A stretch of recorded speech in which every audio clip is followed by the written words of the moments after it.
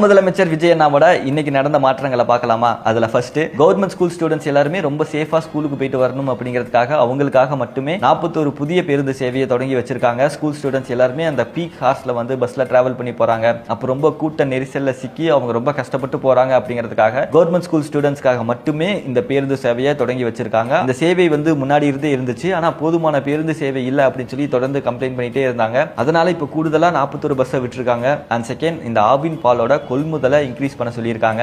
தொடர்ந்து நிறைய இடங்கள்ல இந்த ஆவின் பால் வந்து ரொம்ப ஷார்டேஜா இருக்கு. அவங்களோட பிரைஸ் வேற இன்க்ரீஸ் பண்ண போறதா வந்து சொல்லிட்டே இருக்காங்க.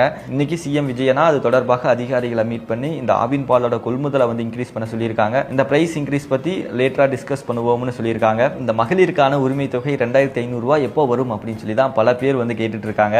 அந்த 2500 ரூபாய் ஸ்கீமை வந்து எப்போ அறிமுகப்படுத்துறாங்களோ அப்போ குடும்ப தலைவிகள் எல்லாருக்குமே ஆட்டோமேட்டிக்கா அந்த காசு வந்து சேர்ந்துரும் அப்படின்னு சொல்லியிருக்காங்க. அதனால இப்ப இருந்தே யாரும் பயப்பட வேணாம், அது எப்படி வாங்குறது அப்படின்னு சொல்லி தெரியாம ரொம்ப குழம்பி போய் இருக்க வேணாம். அது உங்களுக்கான பணம் கண்டிப்பா அந்த ஸ்கீம் ஸ்டார்ட் ஆனதுமே உங்களுக்கு கண்டிப்பா வந்து சேரும்னு சொல்லியிருக்காங்க. அப்புறம் இன்னைக்கு டிஎன் நலம் அப்படின்னு சொல்லி அந்த வெப்சைட்டை லான்ச் பண்ணியிருக்காங்க. தொடர்ந்து இந்த கவர்மெண்ட் ஹாஸ்பிட்டல்ஸ்ல ஃபெசிலிட்டிஸ் நல்லா இல்லை, கிளீனா இல்லை அப்படின்னு சொல்லி நிறைய புகார்கள் வந்துட்டே இருக்கு. கவர்மெண்ட் ஹாஸ்பிட்டல்ஸை டெவலப் பண்ணணும் அப்படிங்கிறதுக்காக மக்கள் வந்து டிஎன் நலம் அப்படின்ற வெப்சைட் மூலமா உங்களோட ஃபண்டை கொடுக்கலாம். உங்ககிட்ட எவ்வளவு காசு இருக்கோ, 100 ரூபாய் இருந்தா கூட பரவாயில்ல, அந்த ஃபண்டை நீங்க கொடுங்க. அந்த காசு முழுக்க முழுக்க கவர்மெண்ட் ஹாஸ்பிட்டல்ஸோட டெவலப்மெண்ட்காகவே பயன்படுத்தப்படும் அப்படின்னு சொல்லியிருக்காங்க. அப்புறம் நேற்று சிஎம் விஜய் அண்ணாவோட ஸ்பெஷல் செல்லுக்கு நிறைய மக்கள் கூட்டம் கூட்டமா வெயில்ல எல்லாம் நின்று வந்து அவங்களோட மனுக்களையும் புகார்களையும் வந்து கொடுத்தாங்க இல்லையா? அந்த மனுக்களும் அந்த புகார்களை சரி பண்றதுக்கான வேலைகளும் எப்படி நடந்துட்டு இருக்கு அப்படின்னு சொல்லி நாளைக்கு விஜய் அண்ணா நேரடியாக போய் ஆய்வு செய்ய போறாரு. ஆனா எனக்கு தோணுன ஒரு விஷயம் வந்து, அவ்வளோ மக்கள் அவ்வளோ வெயிலையும் வந்து பொருட்படுத்தாம அவ்வளோ தூரம் லைன்ல கியூல நின்று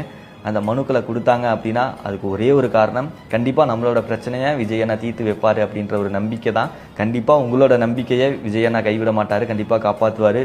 அடுத்ததா மினிஸ்டர் ரமேஷ் அவர்கள் மீது பெரிய ஒரு குற்றச்சாட்டு வச்சிருந்தாங்க. அதுக்கான விளக்கத்தை இன்னைக்கு அவர் சொல்லியிருக்காரு. என்னன்னா, பழனி அடிவாரத்தில் இருக்கிற கோவிலுக்கு சொந்தமான இடம், அதோட மதிப்பு வந்து ஒரு 100 கோடி கிட்ட இருக்கும் அப்படின்றாங்க. அதை மினிஸ்டர் ரமேஷ் அவர்களோட சொந்தக்காரருக்கு அந்த நிலத்தை எழுதி வச்சுட்டாங்க அப்படின்னு சொல்லி ஒரு புகார் பரவிட்டு இருந்துச்சு. மினிஸ்டர் ரமேஷ் அவர்கள் அதுக்கான விளக்கத்தை இன்னைக்கு கொடுத்திருக்காரு. நாங்க போய் செக் பண்ணி பார்த்தோம். செக் பண்ணி பார்த்ததுல உண்மையாகவே அந்த நிலம் வந்து ரெஜிஸ்டர் பண்ணி கொடுத்திருக்கு. ஆனா நீங்க சொன்ன மாதிரி அவர் என் சொந்தக்காரரோ ரிலேட்டிவோ எல்லாம் கிடையாது. அவர் யாருன்னே தெரியாது. யாருன்னே தெரியாத ஒருத்தவங்களுக்கு சட்டவிரோதமா வந்து ரெஜிஸ்டர் பண்ணி கொடுத்திருக்காங்க.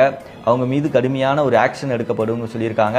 அதோட முதற்கட்டமா ரெஜிஸ்டர் பண்ணி கொடுத்த சப் ரெஜிஸ்டரை வந்து சஸ்பெண்ட் பண்ணியிருக்காங்க. அது மட்டும் இல்லாம இந்த கோவில் நிலத்தையும் மீட்டு தருவோம்னு ஒரு வாக்குறுதி கொடுத்திருக்காரு.